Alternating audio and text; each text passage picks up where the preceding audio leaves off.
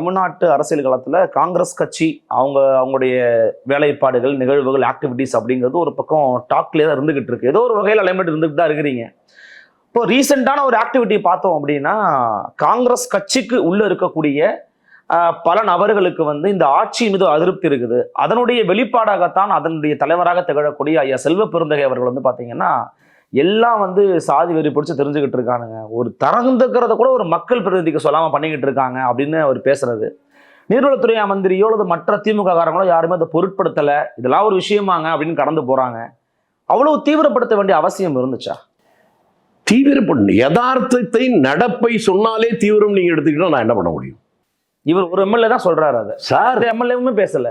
இப்ப எனக்கு காய்ச்சல் அடிக்கலாம், எனக்கு காய்ச்சல் அடிக்கும் தான் சொல்ல முடியும். நீங்களா சொல்லுவீங்க? அவர் பாதிக்கப்பட்ட நபர் சொல்றார். இதை விட இன்னொன்னு நீங்க பார்க்கணும். ரெண்டு செய்தியை நான் சொல்றேன், அப்பதான் உங்களுக்கு அவருடைய வலி புரியும். ப்ளீஸ்.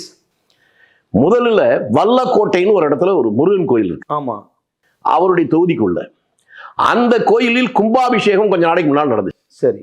அந்த கும்பாபிஷேகத்துக்கு அதிகாரிகள் இவருக்கும் அழைப்பு தந்திருக்கிறார்கள். போயிடுறார். போன உடனே கும்பாபிஷேகத்துக்கு கோயிலுக்குள்ள இவரை வரவிடாமல் தடுக்கிறாங்க.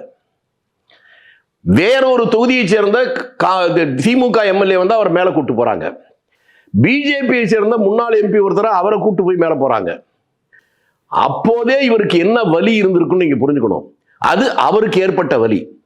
ஆனால் நியாய உணர்வு படைத்த தமிழர்கள் எல்லோருக்கும் வந்த வலி என்பது, இந்த தமிழகம் தான் இந்தியாவிலேயே சமத்துவத்தை உருவாக்குவதற்கு காரணமாக இருந்தது. நான் உன்னை தெளிவா சொல்றேன்.